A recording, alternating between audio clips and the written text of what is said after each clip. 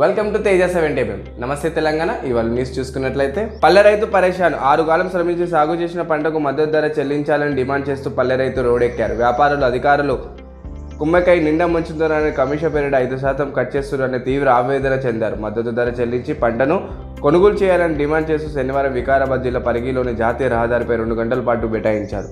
మద్దతు ధర దక్కకుంటే తమకి ఊరే గతి అని నిరసన తెలిపారు. న్యాయం జరిగేదాకా కదిలేది లేదని స్పష్టం చేశారు.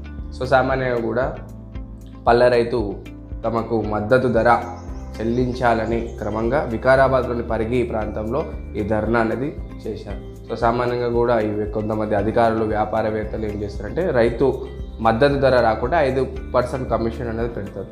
సో అలా మాకు నష్టం జరగకుండా చూడాలని వాళ్ళు ఈ ధర్నా అనేది చేస్తున్నారు.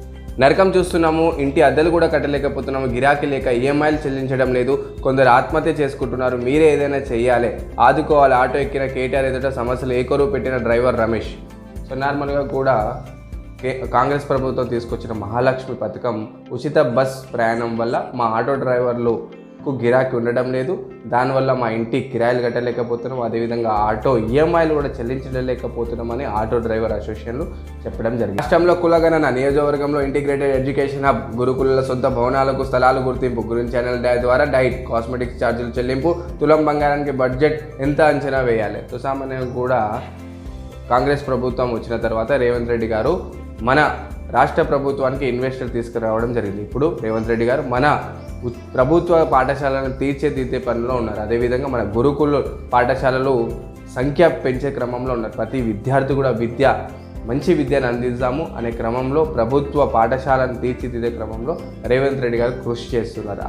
రాష్ట్ర రాజకీయాలకు పట్టిన శని రేవంత్, ముఖ్యమంత్రి భాష మార్చుకోవాలి, జిల్లా రంగాలుగా ప్రతిరూపమే రేవంత్, కేసీఆర్పై మరోసారి అభ్యర్థకరంగా మాట్లాడితే ప్రజలే నాలుక చీరుస్తారు. బీఆర్ఎస్ నేత దాసోజీ ఆగ్రహం.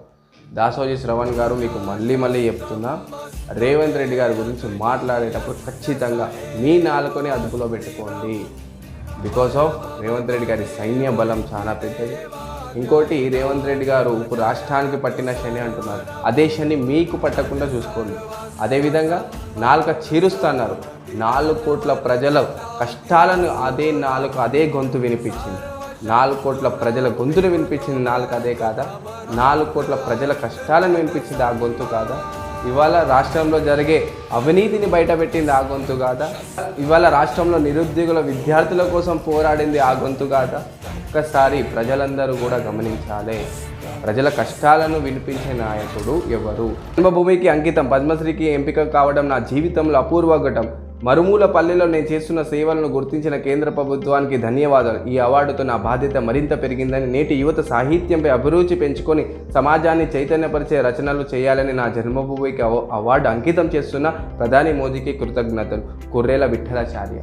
ఉచిత మహిళా ప్రయాణం కూడా కేజ్రీవాల్ గారు ఇవ్వడం జరిగింది. అదేవిధంగా అక్కడ ఉన్న ప్రభుత్వ పాఠశాలని ప్రైవేట్ పాఠశాలగా తీర్చిదిద్దిన ఏకైక నాయకుడు కేజ్రీవాల్ ఒక ఎడ్యుకేటెడ్ లీడర్. ఢిల్లీలో అగ్రస్థానంగా నిలిచిన నాయకుడు అయ్యి ముఖ్యమంత్రి స్థానానికి ఎక్కాడు.